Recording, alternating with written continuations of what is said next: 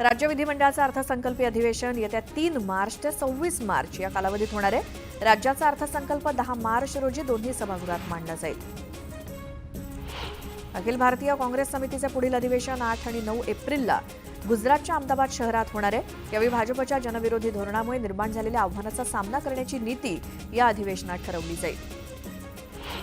राज्यातील बाजार समित्यांच्या विविध विषयांसंदर्भात संवाद साधण्यासाठी आज पुण्यात बाजार समित्यांच्या राज्यस्तरीय परिषदेचं आयोजन करण्यात आलं। यावेळी सभापती, उपसभापती, संचालक आणि सचिव उपस्थित असतील।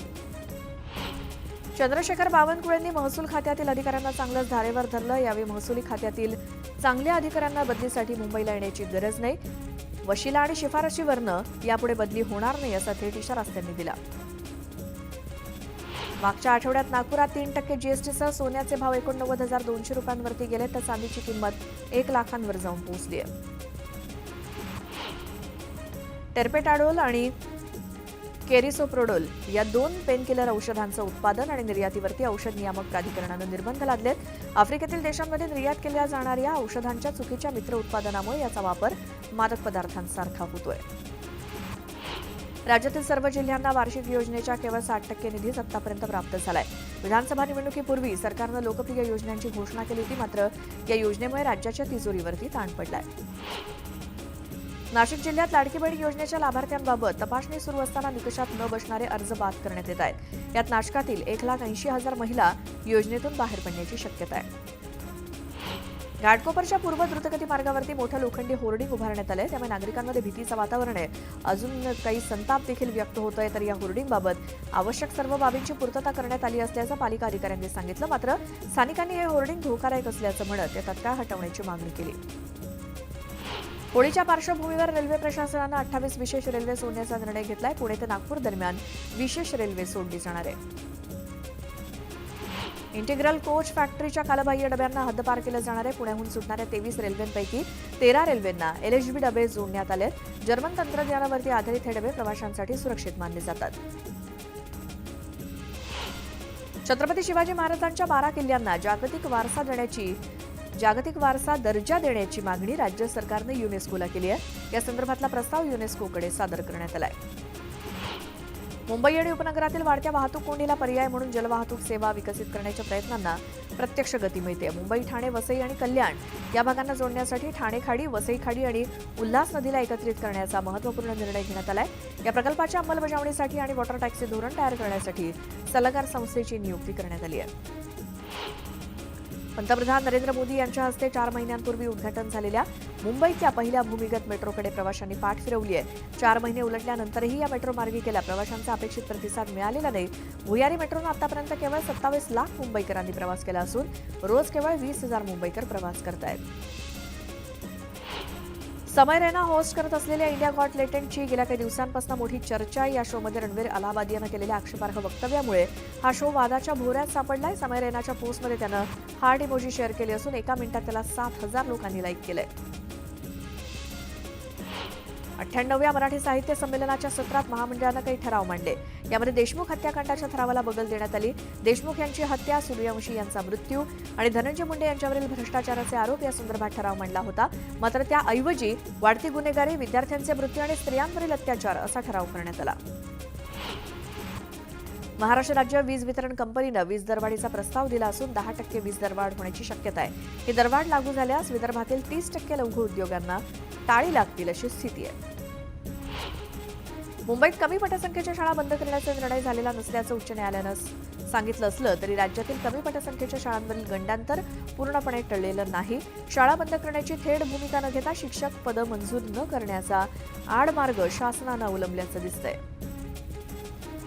IIT मुंबई 63वा पदवीदान समारंभ नुकताच पार पडला। यावेळी 354 विद्यार्थ्यांना पदव्या प्रदान करण्यात आल्या। ऑगस्ट 2024 ते जानेवारी 2025 या दरम्यान अभ्यासक्रम पूर्ण केलेल्या विद्यार्थ्यांसाठी हा विशेष पदवीदान समारंभ आयोजित करण्यात आला।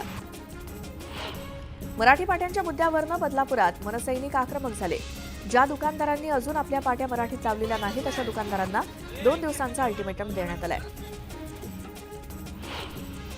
गोदावरी खोऱ्यातील समन्याय पाणी वाटपाचा नवीन अहवाल प्रसिद्ध झाला। यासाठी अहवालावरती नागरिकांनी अभिप्राय कळवावेत असं आवाहन करण्यात आलंय।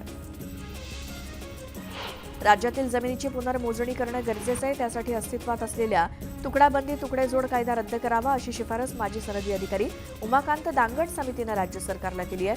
शासनानं त्याला मंजुरी दिल्यास त्याचा राज्यातील नागरिकांना मोठा फायदा होईल अशी अपेक्षा आहे. उरणमध्ये स्वस्वरूप संप्रदायाकडनं विजय वडेट्टीवारांचा निषेध करण्यात आला.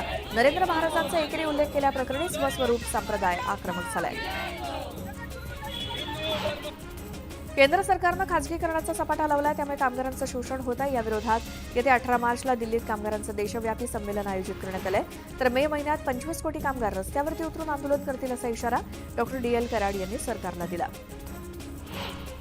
राज्यातील सुमारे 1 लाख अंगणवाडी सेविका मुंबईच्या आझाद मैदानावरती 3 मार्च रोजी मोर्चा काढणार आहेत. निवृत्तीनंतर दरमहा 3,000 रुपये पेन्शन देण्याच्या मागणीकडे लक्ष वेधण्यासाठी हा मोर्चा काढला जाणार आहे. पंतप्रधान मोदींनी शेतकऱ्यांना 20,000 कोटींच्या योजनांची भेट दिली.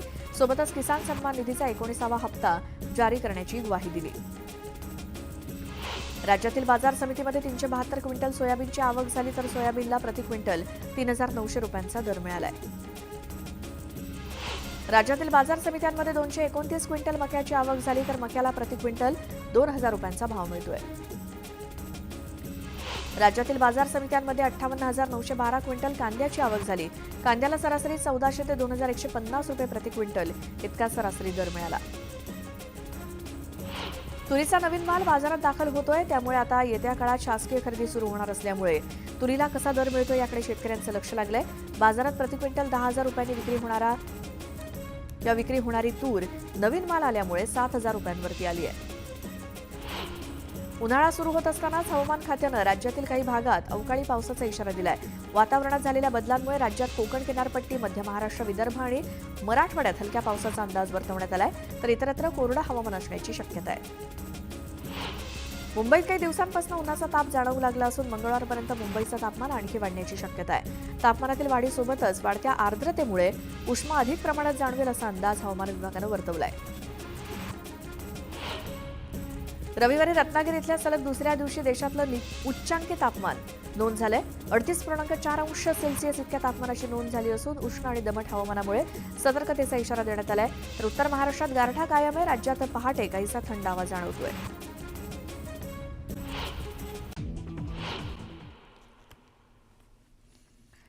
मातोश्रीवर रश्मी ठाकरेंच्या नेतृत्वात आज महिला पदाधिकाऱ्यांची महत्त्वाची बैठक. नीलम गोरेंविरोधातील आंदोलनाची पुढची दिशा ठरणार.